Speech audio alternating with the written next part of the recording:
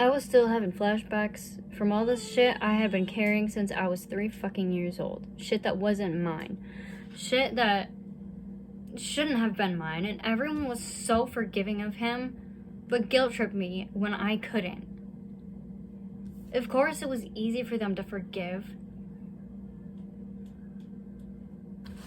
because it wasn't their job to in the first place. It has nothing to do with you.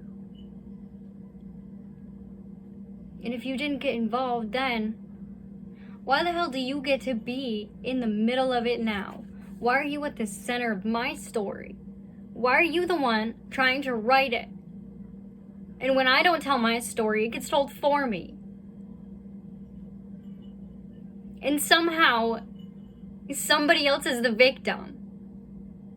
And how did I become the villain in my own goddamn story? Since when? Does that make any fucking sense? Nobody was in control then. Nobody was. And now they wonder why I don't listen. I'm stubborn and I do whatever I want.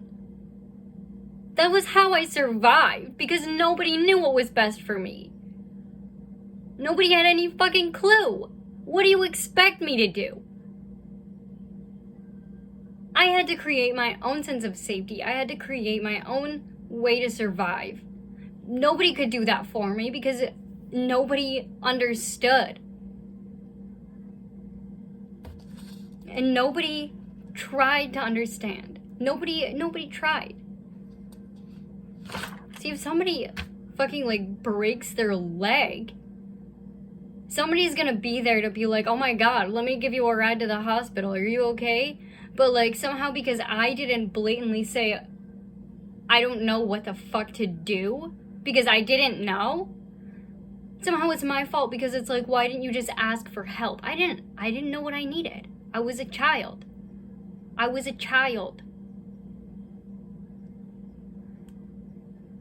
But still, I learned how to survive for myself, and I learned to trust myself, except that I didn't, because most of the time I was just getting criticized for what I did and the choices I made. And I'd have people saying, why are you going to college for that? Why are you going to college for that? Why don't you go to this place? Why don't you go to that place? Oh, the prodigal daughter has returned. What the fuck?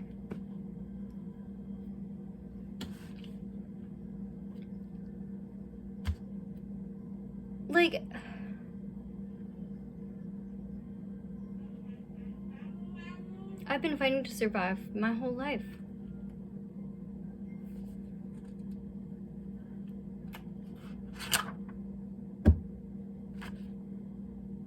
And it wasn't until that fucking night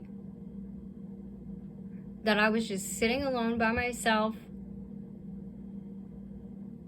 I opened my old journal a couple weeks ago, and I just cried reading it, because I will never forget how I felt.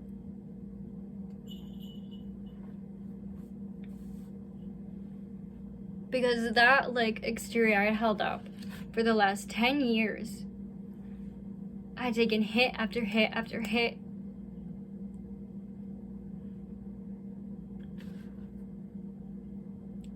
Everything I had built and carried and struggled for,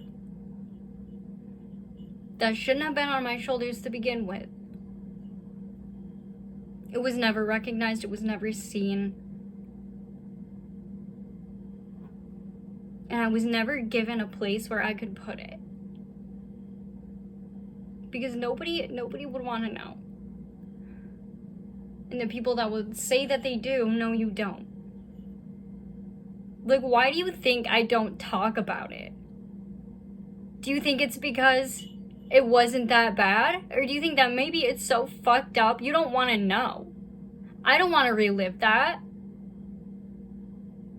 So you can tell yourself all you want to try to make somebody seem like a decent person to you, so you can stomach looking at them for the sake of the family being together.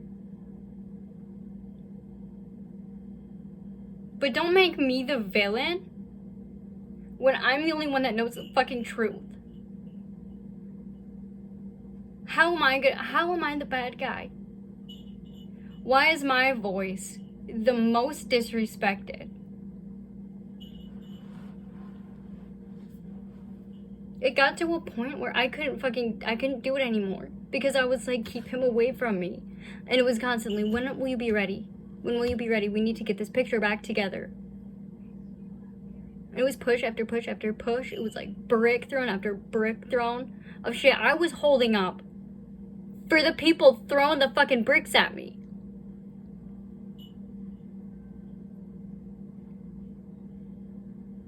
Until finally one night, I fucking dropped all of it. Like, everything that I had been feeling for my whole life finally fucking came out. And it was scary as fucking shit. And there was only one way that I could get away from that.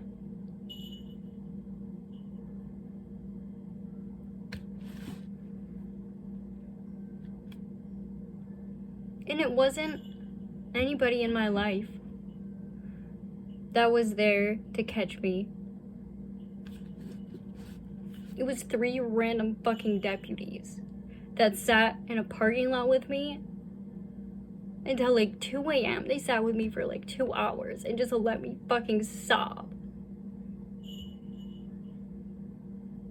And the one of them is just like crouched down on the ground next to me. The one of them's like leaning against the car. One of them just like took my car keys out of my hands because Lord knows he was not gonna trust me to fucking drive anywhere and drive up a cliff.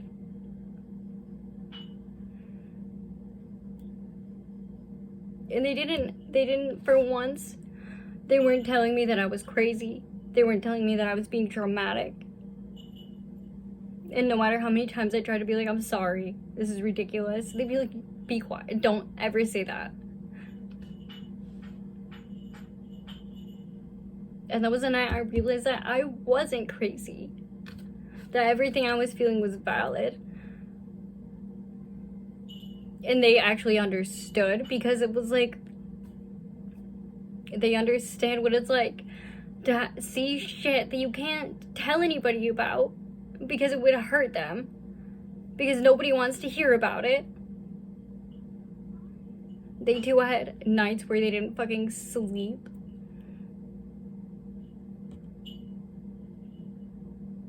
And one of them told me straight up, he was like, I'm the biggest dude here. He was like 200 pounds minimum. He's like, I know I'm a really big, strong, tough guy, but I can't carry this shit alone either. He's like, I go to therapy, and I'm not embarrassed to say it, and you shouldn't be embarrassed either. I can't count the amount of times they told me not to feel embarrassed, not to feel crazy. They sat with me till 2 o'clock in the morning in the middle of nowhere. And I hadn't had a place to put any of this that I was feeling. And at this point, I didn't have words for any of it. I was just bawling. But they still held that space for me without judgment. And I didn't feel like I had to justify myself. And they didn't ever say, we have more important things to do than listen to some crazy girl sobbing in a parking lot at 2 o'clock in the morning. They believed me. And they stood by me while I was just crying. They didn't ever tell me to stop crying and calm down and just chill out and maybe things weren't that bad. Because they believed me for once.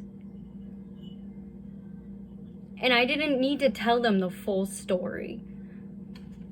Because they could see the pain that was coming out of me. And they could recognize it, because when you've been through hell, you recognize some faces. You learn the lingo. You end up with a fucked up sense of humor.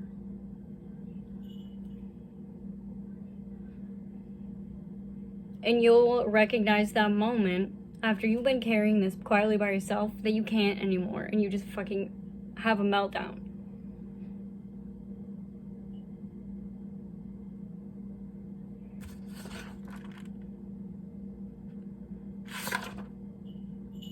And that was a turning point in my life, because I realized that there actually were people out there that did believe me.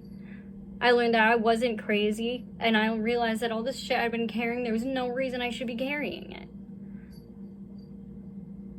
They never wanted me to apologize. They weren't my family. They never met me.